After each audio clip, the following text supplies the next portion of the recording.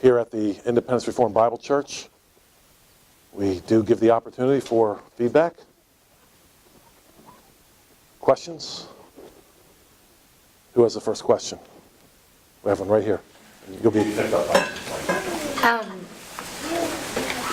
I have been challenged with Ecclesiastes 4:3. In some translations it says, "Better is he who is not yet born."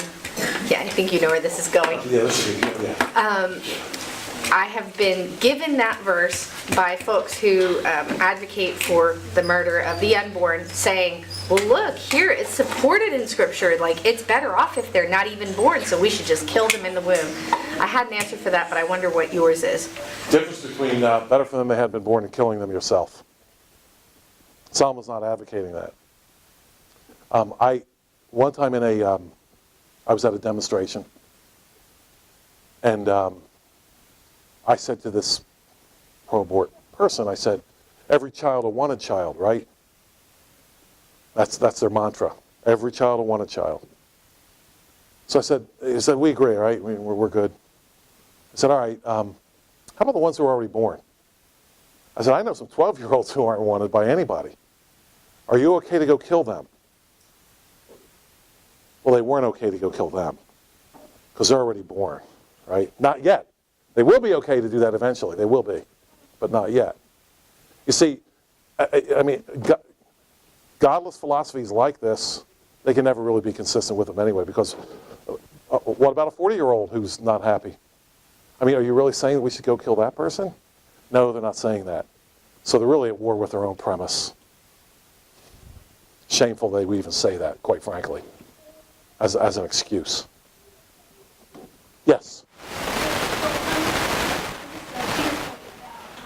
It's doing the job that God has us in. And I just wanted to make a response to this. The foster children are not the state's children. They're God's children. Therefore, the state is not responsible for these children. Instead, it's the church's responsibility. And, I really believe that the church has failed when it comes to foster care, orphan care, preborn. I mean, I feel like really the guilt lies right here. It was not out there.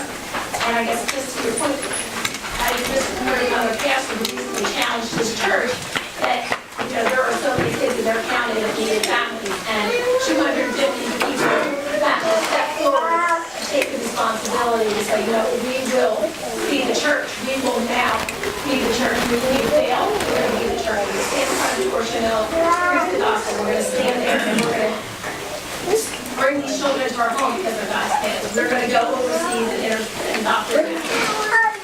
Where is the responsibility of this body here in this day? Yeah, good question. There's a lot going on here. One of the things here is Solomon talked about oppression.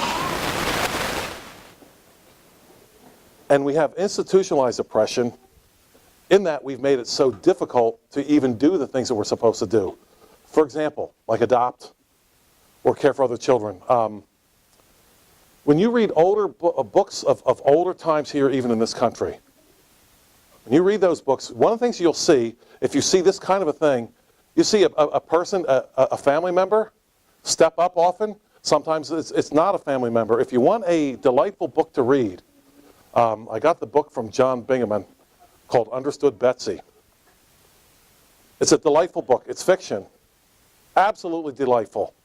There's just a delightful couple of chapters in there where a young boy is being totally neglected, in fact, oppressed by his drunken uncle, I believe it was, or something like that. Father, something like that, right? And so the people in the community, they want to help him. They know of a couple that's childless, right?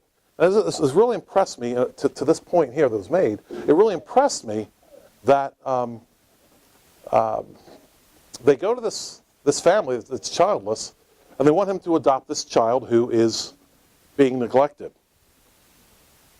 And it ultimately works out as a really delightful story, but I was impressed with how easy it was.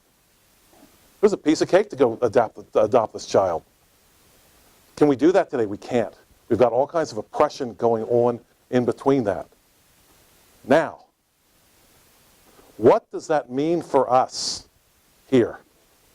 I talked to a young man in Tennessee here recently who has, I think he's got, what's his Mike Goldie have? 2 of his own and 5 he's adopted? Yeah, 5 of his own and 2 foster. Okay, and 2 foster about that. And he's just completely frustrated with the foster system and just thinks it's just pure oppression and pure wickedness. Now, what do we do with that, to Dawn's point? Do we just throw up our hands and say, well, whatever? Or do we say, you know what? We're going to have to try some kind of way to still minister to people despite this particular obstacle that's in front of us. And we do have to wrestle with that, do we not? It's an obstacle, it is. The adoption racket, and it's a racket, all this money, the lawyers and so forth, all this gaining of a social security number, all the nonsense, it's an obstacle. But what do we do with that obstacle? The Bible says, Jesus tells us to take up our cross and to deny ourselves and follow Him. Taking up the cross is not easy. We've seen time and time again that churches are willing to take that step. They've had to foster, care system requirements as a Christian couple to bring in children into their home. And yes, there's classes and things that are maybe a waste of time and things that you don't want to do, but the children are the ones that end up benefiting. They don't have to compromise what they believe in terms of going to the but they're otherwise these children are now going to be brought into godless homes not hearing the gospel. So where is the trade-off here? I just feel like we've got, where do we challenge the church to do something different than what the church keeps doing, which obviously isn't benefiting Sure. I think we freeborn and included. I think we challenge the church on 2 levels. The one level is the one you're talking about, but the other level is the oppression that's going on. For example, if I adopt a foster child, I believe that I'm not allowed to homeschool that child. I do have to send that child into the godless state system. Is that correct? No, but if I foster, I have to do that. And so, right. Yeah, Singing them songs, sharing the Lord. right. I'm not arguing that point. Throwing up our hands is Yeah. an option. Yeah, I'm not arguing that point. What I'm saying is we've got oppression going on that we need to fight on a macro level as well, and we're not doing that either. So in both cases, I'm saying we're not really caring for the next generation, because if we just throw up our hands and say, you know what, if you foster, I got to send my kids out to that godless school, that's just tough bananas.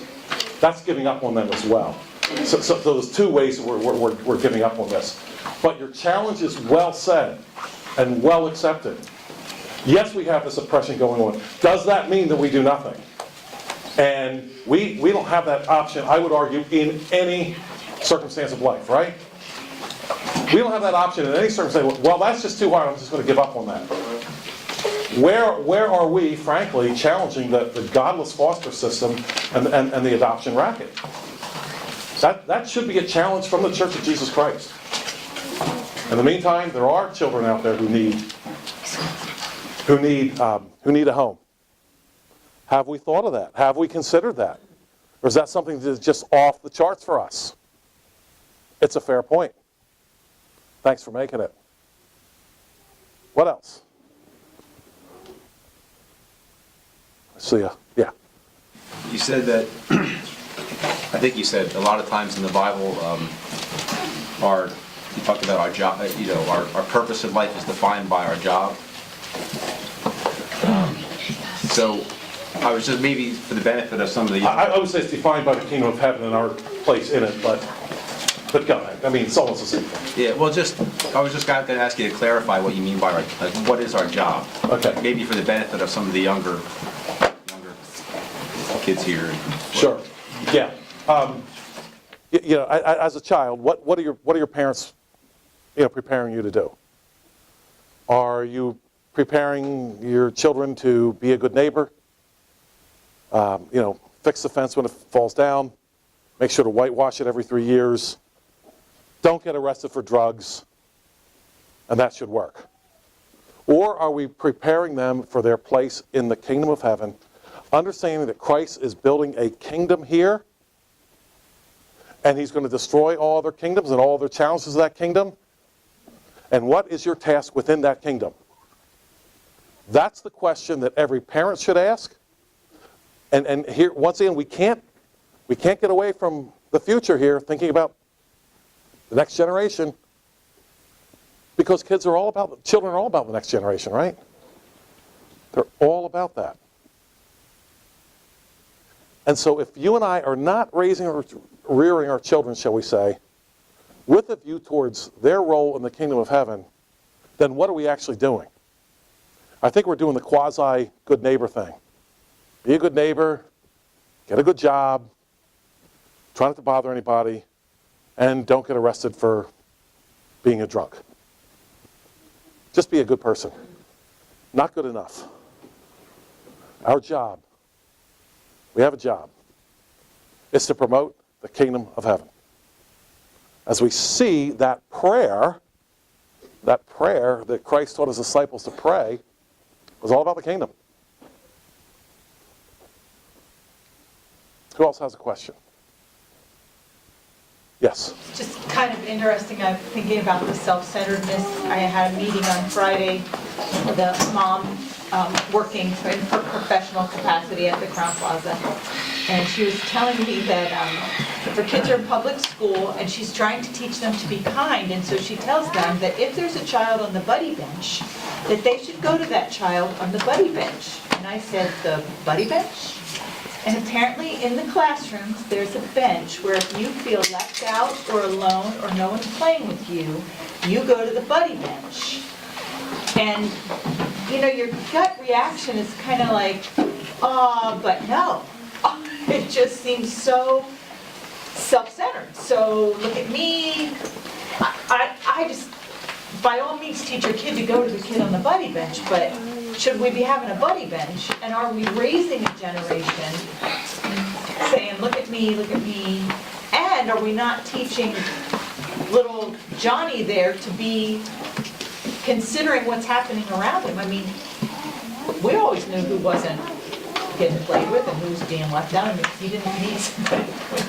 I don't know, I just worry about that self-centeredness in that. Well, I would argue that if we give up our task in the kingdom of heaven, then there's nothing left but self-centeredness. And the task in the public schools, that's been given up years and years ago. So are we surprised that they're all about self-esteem and all about everybody notice me? What's left? Disaster. Yes? Joel, you made a point about verse 1, that both the oppressed and the oppressor need comforting. Obviously, we understand the oppressed needing comforting. You want to develop why the oppressor needs comforting? Yeah. Genesis 3, actually Genesis 1, 2, and 3, as we pointed out, let's make man. We're going to give him a job to do. And his job is going to be dominion over this earth that I've given. And then, of course, God gives Adam a job immediately to do. So he begins his job. In the meantime, he sins. He has Eve made for him, and he sins, and he's thrown out of the garden. Then God comes along and says, okay, you still have work to do, but this work is going to be by the sweat of your brow. Now, if it's not by the sweat of your brow, it's by the sweat of somebody else's in an oppressive slavery situation. And Solomon just said, I think Solomon parallels what Genesis says, it's good for man to enjoy the fruit of his labor. Now, what kind of a person is a person going to be happy? Is he going to have a joyful life before God if he is forcing someone else and eating the fruit of their labor? He's not going to be happy there either. So that's why he's talking about they need a comforter as well, because they're every bit as miserable. There's no such animal, I don't think. Perhaps there is. But I can't, in my own observations here, I can't see miserable slaves and happy slave owner.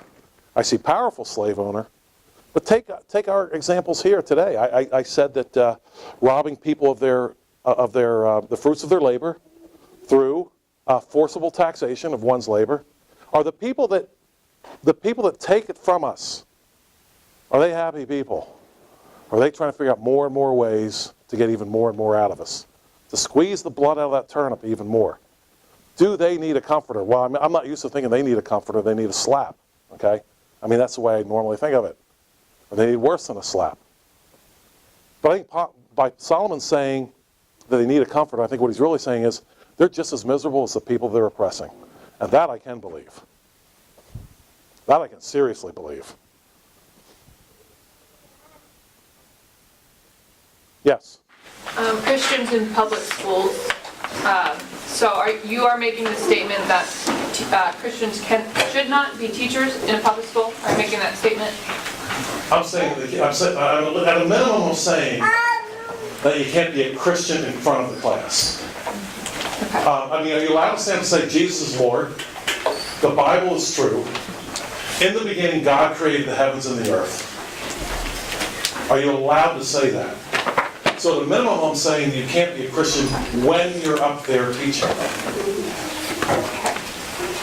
I just feel like there are a lot of government jobs that Christians, if they were to be employed, would have to compromise, like the welfare system. There's Christians working there. There's Christians working in, politics. Like there's, should we completely remove ourselves from that? Yeah, and that was hard for me to answer, but I think it's very easy for me to say that no Christian in a public school education, like public school system, can be a Christian when doing the teaching. It just can't do it. Removing indoctrination actually gave an example of a woman who did become a Christian in front of her classroom, and she was out that very day. She couldn't finish the day.